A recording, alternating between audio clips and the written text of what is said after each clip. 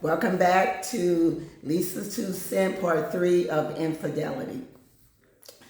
I'm at my aunt's house for about 3 weeks, and while I'm there, I don't have a car or anything, and so one day I'm walking down the street, and this car pulls up, and they blowing their horn or whatever, and I'm walking down the street, and I'm just out, strolling with my baby. I took a couple of days off from work, so I was just out enjoying the weather and taking him for a walk and what have you, getting some fresh air. So these cars blowing, and one thing my mother always told me: nobody pays attention to a honk from a car except a hoe, and I didn't raise any hoes. So bottom line, I didn't pay attention to any of them.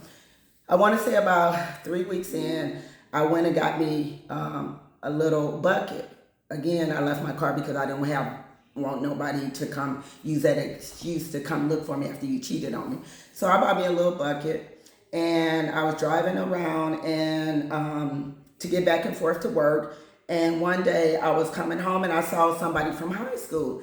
And I was like, excited. I saw her walking down the street and I hit a U-turn. I go back and I'm like, hey girl, how you doing? She's like, she's good, whatever. She was like, hey, do you mind giving me a ride over to one of my friends' house? And I'm like, yeah, how far is it? She was like, it's right up the street. I said, okay. So I take her to her friend's house. She was like, do you mind just waiting? I'm gonna probably be in here literally 5 minutes. I'm coming back out, and then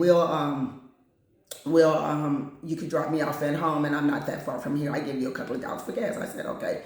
So I say, hurry up though, because I gotta, I'm tired and I just got off work. I'm trying to get home to my baby. And she took a long time, like literally, I probably was out there about 10 minutes. And as I'm starting my car, because I was like, I'm gone, she's gonna have to find her way home. She's walking out with this guy. And so the guy says, he comes out and he's like, hey, to her, who's your friend? And she was like, oh, this is my friend Lisa. And he was like, hi Lisa, how you doing? I said, okay, I'm doing good. He said,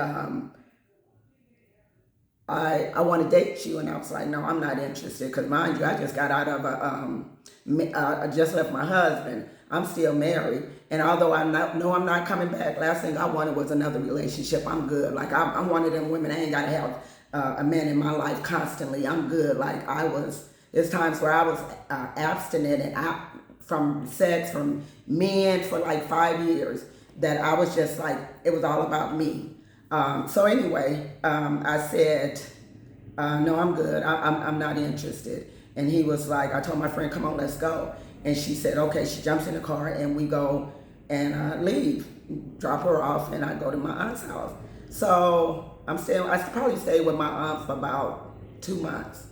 And one day, this is another different day, I'm on vacation now, and I'm walking down the street getting fresh air, because I'm a walker. I love walking, even though I have vehicles. That's how I get my exercise in. So I'm walking down the street, and I hear another horn. But this time I hear, hey Lisa, how you doing? And he said, and I looked, and I said, hi. And he's like, you remember me? And I'm like, no, I don't remember you. And he says, I'm so-and-so friend. Now, so-and-so is the person that I picked up that day. And I was like, he said, you remember me? You came over to my house, blah, blah, blah. And I was like, oh, yeah, I remember you now. So he said, can we go out on a date? And I'm like, no, because he's gotten out the car to talk to me at this point.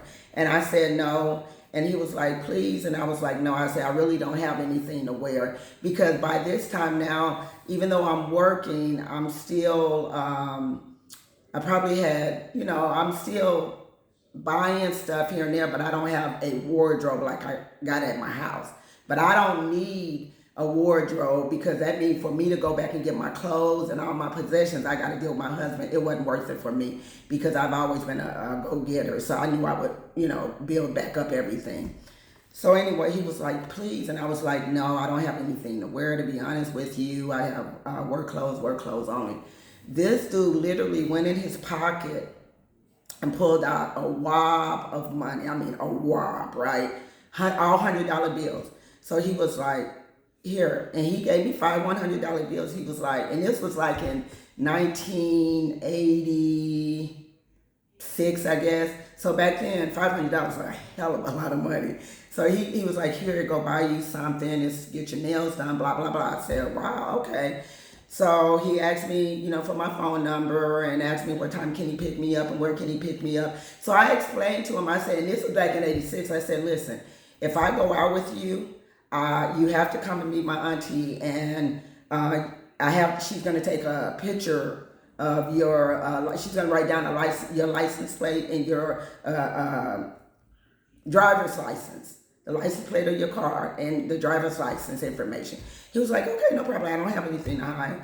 So we exchanged, and later on he did. I went shopping and went and picked him, went and picked me up, came and picked me up. We went out, he was Belizean, and I never heard like Belizean music. We went to a Belizean club. I wasn't feeling it at the time because I wasn't familiar with Belizean music. So we was there for approximately 2 hours, and I think he saw my body language. And he was like, hey, you want to leave? And I was like, yeah. And then he was like, you're not enjoying yourself? I'm like, no, not really. So he said, okay, no problem. He says bye to his friends. When we get outside, he says, hey, Lisa, he said, can I ask you a question? I'm like, sure. He said, can I get a room and we can, and before, that's all I heard was room. I went off. I was like, no, we not getting no room. I'm not nobody's flip. Like, no, we not doing that. I give you $500 back. I didn't ask you for that money. You offered it to me, and I'm just going in. And then he just looked at me. He never responded. Then I stopped, and then he was like, are you finished yet? And I was like, yeah, I'm finished. And then he was like, I didn't ask you to have sex. I asked you, can we get a room? I want to get to know you. I like who you are. I like the way you carry yourself. I want to get to know you as a person. Can we get a room? He said, and I promise you I won't touch you. He said, and he said, your auntie got all my information. I said, okay, well, let me call her and see if she would be willing to babysit. He said, tell her I pay her whatever she wants. I said, okay. So I called her, and she was like, yeah, I don't mind. He just let him know that I got all his information. So I said, okay. So we got us a room, and we stayed up, and we literally talked. I think we got to the room around 1. We literally stayed up and talked to 6:30 a.m. I never forget this. And like I said, this was in 86. We talked to 6:30 a.m. And we got up, and he was like, hey, okay, I'm going to just drop you off and get you some rest, and I'm going to get me some rest, and I'm going to come back and get you, if you don't mind, and we're going to go shopping and buy you a new car and buy you some clothes and jewelry and this and that. And I'm like, what? And he's like, yeah. He was like, I really like you, and I really want you to be my girl. So I was like telling him, like, I don't really want to be in a relationship. I'm literally, like, I told him everything. I was very honest. One thing about me is I'm not gonna lie. I lied when I was a kid to start from getting my butt whooped. As an adult, I don't feel like I gotta lie to anybody. So I just was like, I was honest with him about everything. About my husband cheated on me. I left him. I have nothing. I'm living with my auntie temporarily, blah, blah, blah. And he was like, can I come back and get you, and we agreed on the time. And I said, yeah, come back for part 4 of Infidelity. See you later.